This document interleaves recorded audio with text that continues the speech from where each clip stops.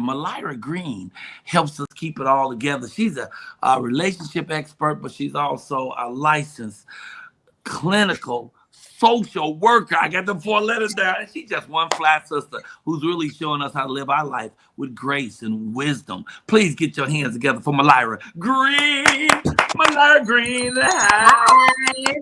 Good morning. Good morning. Good morning. How y'all doing? Hi, Good Mylira. I'm morning. fantastic. Hey. Look at her and Straya be matching. Straya, you always match somebody on the show. I think you really do be calling playing on people's phone. Ooh-wee. Hey. So how you feeling today, Mylira Green? Today I'm actually wonderful. Like I legitimately have no complaints. This week has come with so many revelations, so much healing, and one of the topics that I'll be talking about today is really going to be about one of the biggest revelations that I actually had this week. Ooh, what is that? That is my relationship with my parents. Oh. Yes, this is going to be exciting because I think this is going to help some people. Over the years, as I've been telling my story, I always said I had present parents, but they were never emotionally and mentally available for me. And on Sunday, we both had an aha of why. And the reason being was because I am such a natural optimistic person, they only saw what the world saw, which was this person with a smile, the person that laughed, the person that showed up and don't complain. But then what would end up happening is when we would have conversations, I would come off very defensive because they didn't know what it took for me to even get to that point. And what the revelation was, I did not let them in. So essentially for the last 30 years of my life, I've been a stranger to my parents because I never told them the challenges or things that was going on with me. And because of that, they only saw this happy person. So they thought everything was okay. Wow. So today I want to talk to that person that tends to carry a huge load and show up for people and feel like you're alone. You probably do feel alone because you're not letting people in. And I want to encourage you to truly take a step back and challenge yourself to be open with what's going on in your life, because you cannot be defensive when someone is trying to help you or assist you if you have not told them what's really going on. So behind that smile, at least have a few safe people that you can trust to share what those challenges are. So that was my aha moment. And now I can say my parents are one of my safe places now, and it feels absolutely amazing. So that's a safe place. Your parents are a safe place for you. Did they understand did they understand that they were sort of just locking you in that one state and thinking that that's all you are? Not until Sunday. And it was very strange. They said, we always saw you as this happy little girl. We literally celebrate you to other people and talk about how happy our daughter is and optimistic and how she does all of these things. But when they hear me say, like just recently, I struggle with suicidal ideations, or I have PTSD, or I have challenges with parenthood, they didn't see that I was actually struggling because I kept showing up. And they're like, that was our fault for assuming that you were okay and never asking you, are you okay? So now every day they ask me, how am I really doing? Not what the world see, which is truly a part of me, but they want to know what's going on behind the scenes so then I can have a safe place to dump some of that stuff. So they actually apologized, and it felt amazing. That is amazing. But let me ask, what do we get from this? What do we learn from this? So what you learn from this is sometimes we get upset when we feel like we don't have any support, but really ask yourself, how honest are you being with that support? What do I mean by that? I remember when Twitch passed away and we did your podcast, and the one thing that I said was, on the outside, it looked like he was doing great, but it was the one question that people didn't ask him that may have led him to making that decision. And that was, we don't commit suicide because of the things that we do have. It's based off the things that we don't have. So it's when in relationships, even if a person seems happy, views happy, just simply asking that person, what's really going on behind the smile? I don't want to hear the social media answer. I don't want to hear the I'm doing good, I'm doing fine. But genuinely ask them, like, what is serving as a challenge for you today? Because people aren't always happy. And that's what I want you to get from this. Just because you have someone in your life that is your go-to, that's always smiling, that's always showing up, it doesn't mean they don't have challenges. So creating that safe place where they feel comfortable enough to say, I too am having some difficulties.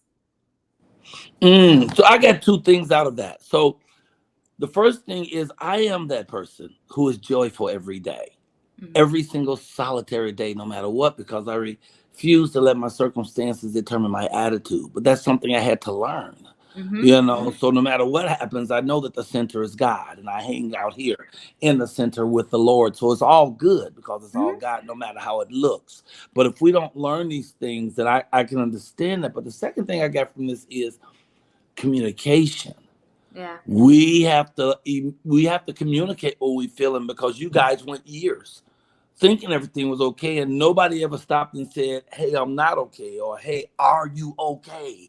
I want to ask that question because I still can't understand suicide. I can understand the mental aspect of suicide, because people can get overwhelmed. You know, because I used to say, "Oh, I don't care what happened. You know, I would never commit suicide," and I don't think we really know that. I know I won't, though. I mean, I don't give a damn. Yeah.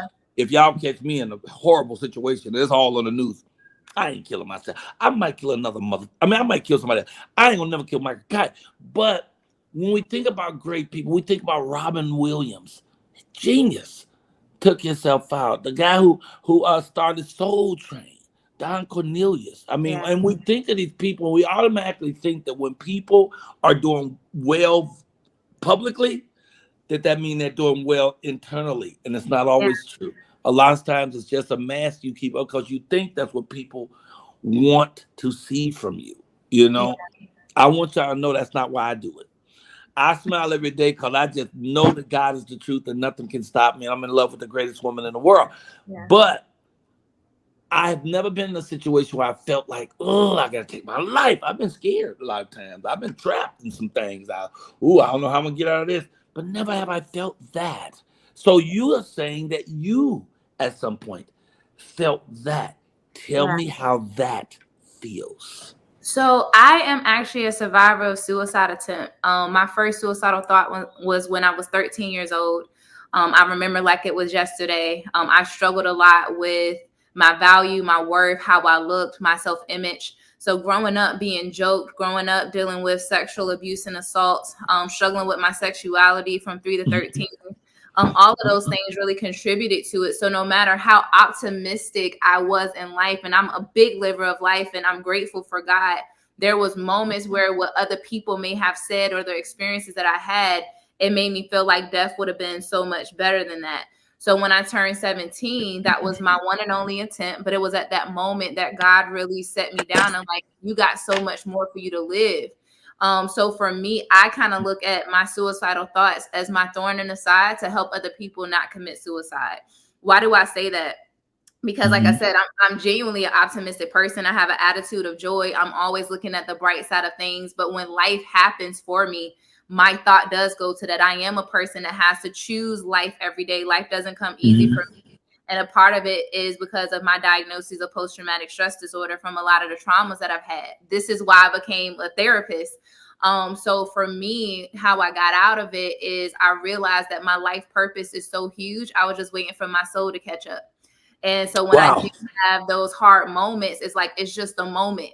And we talked about The Secret a couple of weeks ago, me looking at The Secret, I'm realizing I get a choice every moment to decide what I'm going to do next. So to that person that think that suicide is the answer, I'm here to tell you, if you got breath in your life, like in your body, boo, there's still life to live. You were born with purpose. And that's why I advocate for it. Not because I have the knowledge of here, if there's 139 successful suicides every day, but because I was one of the persons that was about to be that 139 and somebody saved me. So that's literally why I do what I do, because you are worth living. Wow. You know, as you were talking, all I was thinking about is how grateful I am to you, because you come on here and impart some of the most amazing knowledge to us, and you do it in a gentle way that's acceptable. I don't ever feel like you're talking down to me, or you hit me with something heavy. I hear you, and I clearly understand where you're going. And so I just want to say thank you, thank you, thank you for always bringing that to this show, because we know when you on the show, you're going to bring honesty and you're going to bring truth. And you tell your truth, man. You just peel your skin off and just lay it before us. And I'm just blown away by that. Thank you, thank you, thank you so Oh, much. my pleasure. My sincere pleasure. So at the end of the day, what would you really want us to take away from today's conversation? Today, I want you to take away that you don't have to always be the superhero. What is it worth wearing the red cape if the blood is coming from the blood of you not healing, of you not taking care of yourself, of you not saying, I'm not okay? I want people to know that it is okay to not be okay, but it's not okay to stay there. I genuinely want you to know, when I put my number up on the screen, there is many people that text and call me after the show, and they will tell you, I am going to pick up, because I don't want anyone to think that just because I have a certain role or title, like I'm a whole therapist in these streets, they can take my license at any time if someone hears my story and think that I am not fit to be a therapist. But I say God has called me to it. So whatever you are going through, start to share your story. Find you a tribe that you can trust, because there's people that need you to live their life. So I really thank you guys. That's what I want to leave you with. It is not over until God says it's over. And the only time that happens is when you're no longer here. So keep living, for you are worth living. You're amazing. God bless you. Tell people how they can find you. Yes, so you guys can find me on Instagram at Mylira Transforms. I'm mainly on Facebook, Mylira Green. And right now I have my Superwomen project that is live. Today is the release of episode 10. We had 20 amazing women share their stories. So go to my YouTube channel, Transforming with Mylira. I would really appreciate it. And of course, that number is down there for you, 757-609-0694. Remember that you are enough, and that's where you can find me at. But what is your YouTube again? It is Transforming with Mylira. Nice. We will be there. I love you, Sister Goddess. And I love you I too. appreciate you so much. Have a wonderful, wonderful weekend. Hey, leave us with a woo, woo, woo. Woo, woo, woo.